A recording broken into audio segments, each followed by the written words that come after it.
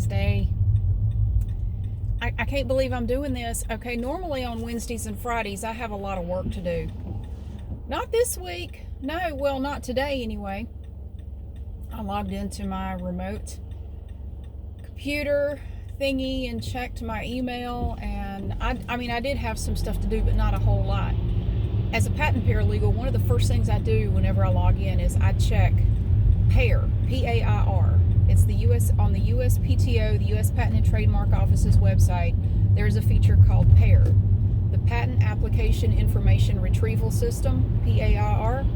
And on there, you put in your customer number, and you can see all of the new communications that you have from the patent office. It can be an office action or a filing receipt, any number of things. Well, usually on Wednesdays and Fridays, I have more to do because I don't work. Typically, I don't work Tuesdays and Thursdays. Sometimes I have to, depending on how much work we have.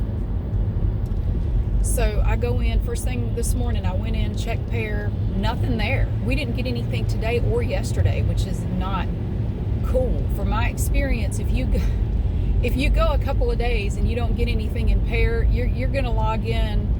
It's like waiting for the shoe to drop. You're going to log in and there's just going to be a ton of stuff on there. You're going to have like 20 things in there. Like, God, it's like they save it up and then just drop it all at once. So there was nothing there yesterday, nothing there today. I had a couple of emails from our biggest client, things to do. I have a new application to file today. I got it. I messed up Monday. What I do when I get a new application that has to be, well, it's not brand new. It was filed as a PCT, Patent Cooperation Treaty, like an international application, off a European application that was filed about a year prior. Then you have 30 months from the priority date to file, to nationalize here in the U.S. if you want to. Anyway, I have one of those to file. We just call them 371 applications. So it's based on the statute doodah from the U.S. Section 371. Anyway, I have to file one of those today. I prepared it Monday, and normally what I do, I prepare the initial document. I set up the specification. Usually it's an English translation of a German application. I have to set that up, get it formatted properly, and all that lovely stuff. There's a lot of other paperwork that has to be prepared. I have to make sure we have everything ready and in order. File. It's a lot to get in order. But what I do is typically I will get the specification ready and a draft preliminary amendment where we will make changes to have the claims comply with U.S. requirements, because the way they can file them in other countries is a little different than the way you can file them here. So I get all that set up. I send the specification and the preliminary amendment to the attorney I work with for him to work on the preliminary amendment and fill it out the way he wants it. I set up like a shell preliminary amendment with all the stuff in there he needs. And we had drawings for this application, so I had to format all the drawings. I sent him the drawings, specification, and preliminary amendment for him to work on. Well, I forgot that step on Monday. It was kind of like you're thinking about sending somebody a text. So in your mind you did send it, but you never actually did. Yeah, I thought I had sent him all those documents Monday. Apparently I went, because he didn't respond, and I'm going, he must be really busy. He didn't fill out the preliminary amendment, because I need that. I need his edits to the claims and to the specification. I need that in order to prepare a substitute specification, which you submit with the whole application to avoid a notice of missing parts later. It's a whole thing. Anyway, I never sent him those documents, so he never did anything with them. I realized that this morning, like, oh, no wonder he hasn't responded. I never sent him that stuff. So I sent him everything today. It's actually good that we did not file this application on Monday, because we did not have the signed declarations from the inventors yet. And I received those by email from the client this morning. So the fact that we can file the declarations with the application saves us $160 in a late declaration fee, which is great. The cost to file one of these applications, the filing fee, search fee, and examination fee is $1,660 just to file it. That's just the patent office's fees. The attorney's fees and my fees are quite a bit more than that. They charge $100 an hour for my services. I don't make $100. I wish I made $100 an hour. No, I make a good amount though. I'm not complaining at all. Not complaining a bit. But the attorney, his billing rate is way more than $100. I promise you. I think it's actually like $540 an hour or something like that. I'm not exactly sure how much what his billing rate is. It changes periodically. They'll increase it over time. I know it's over 500. Anyway, what was that? I don't know what the point to that was. Anyway, I have to go back and finish all my documents, which I can do once I have the completed preliminary amendment from him. And then I send him all the documents for the draft application. He reviews everything, gives me a yay or nay, and then I can file it. People ask me sometimes, how much does it cost to get a patent? Well, that's honestly kind of like asking, how much does it cost to buy a car? Or how much does it cost to buy a house? Well, it depends on a lot of factors. It's not cheap, but, it depends on a lot of stuff. There's not like a set amount that you're going to pay. It's going to depend on how many times you have to go back and forth with the patent examiner over their objections and rejections. There are a lot of factors involved. It's very complicated. It's not so simple. There's not like a flat fee for any of it. I would say for our client, for the stuff that we do for them, and we don't handle individuals' patents. We don't do that. We've done a couple over the years for like people the attorney knew who wanted to get it, wanted to apply for a patent or a trademark or something like that. We will handle stuff for individuals, but typically we don't. There are patent attorneys out there who do. There are plenty of them that do, but we don't. We work for a company in Germany, and that's where most of our work comes from. So we do all of our work for a company. And we're not even the only U.S. patent attorneys that do work for them. They have other attorneys that handle other stuff. It's a huge, huge company. And that's all I can really say about it. It's complicated stuff. I don't understand a lot of it, but I don't have to. I just have to make sure everything is filed properly. I forget where I was going with that. So for this client, and we have obtained literally hundreds of patents for this company over the years. I've been working with this company since 2003 in different capacities. I started working as a patent paralegal for them in 2007. They've been getting patents for years.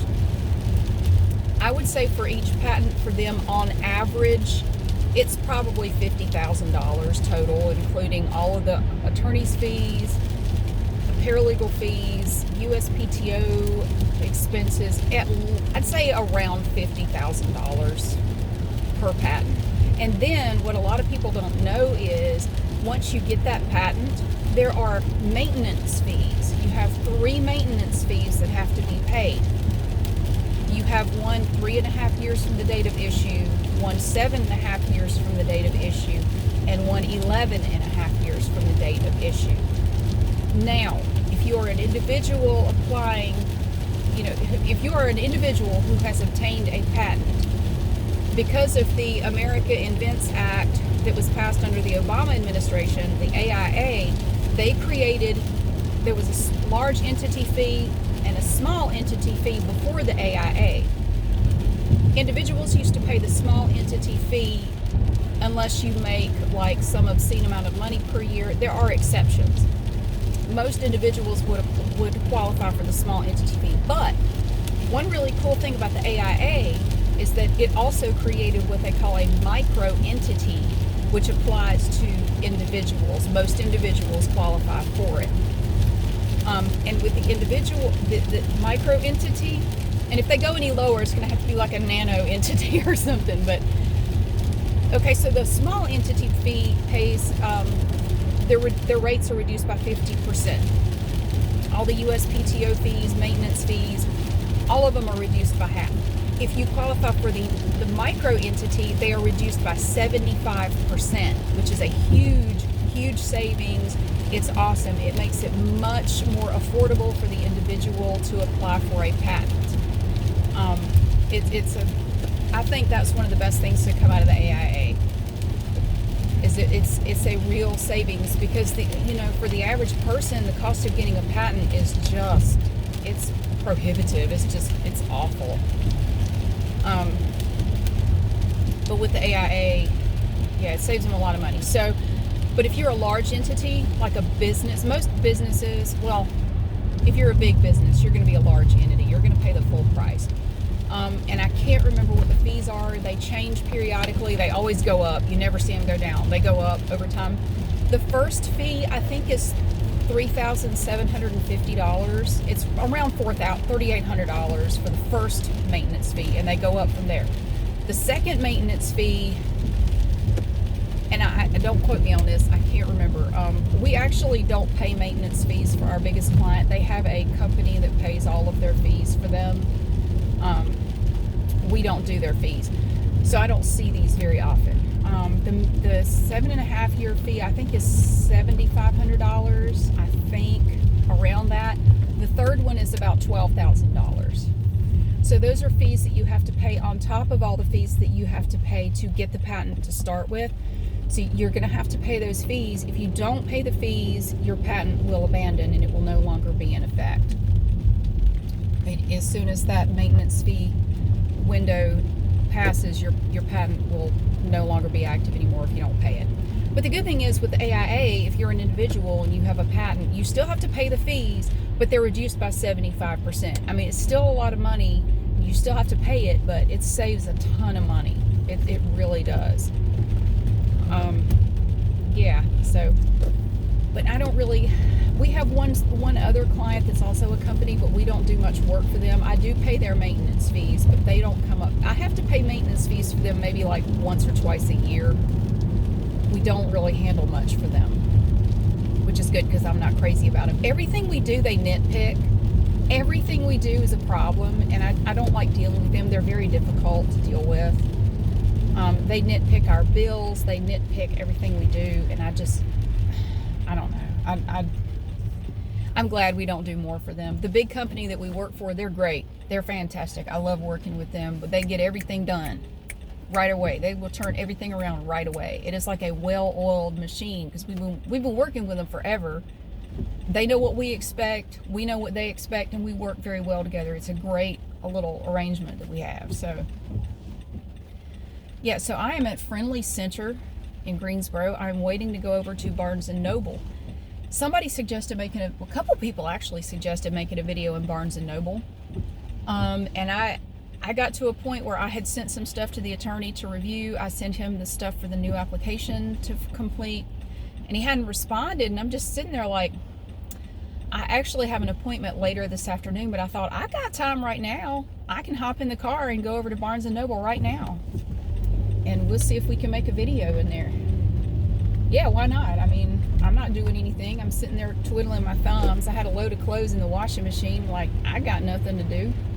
Those clothes are gonna, wash, and I'm going to Barnes & Noble. So it doesn't look like they're too busy, which is good. I checked on Google and it said they were not very busy right now. So I thought, shoot, let's do it. It's rainy. It's kind of gross out here. But I haven't been in Barnes & Noble in a while, but I kind of wanted to come over here anyway, because my younger son has started playing this video game called Grounded, where it's kind of like Honey, I Shrunk the Kids, where you're a little bitty person trying to get through your yard and you have to battle bugs and stuff. And he's become very interested in spiders, and he asked me if I would get him a book about spiders. He's just fascinated by spiders all of a sudden. And you have to battle some spiders in this game. So I wanted to look at some books and see if I could find him a good book on spiders, like an age-appropriate book. A book a 12-year-old would find interesting, with illustrations and information about spiders. So while I'm here, I can also do that. So that's pretty cool. There's a Five Below over there too. I haven't been over here in a while. There's an Oshkosh Bagosh store over there. GNC. There's an Old Navy. Five Below. Toys and Company. I made a video in there once. There's a Birkenstock store. And there's a GameStop down there. It's a cool little shopping center. It's all right. Yeah. So, and there's a sign over there that's really colorful, and I can't read it. I don't know what that says. It looks like it might be a Build-A-Bear thing. I don't know. I can't really read it. Anyway, I'm gonna go in here and see if I can make a video, and hopefully remember to get a book about spiders. So I hope you're having a great day. It's a nasty wet day here, but at least it's not cold. It's actually kind of warm out, so that's nice. Yeah, I hope you have a great day. I will see you again soon.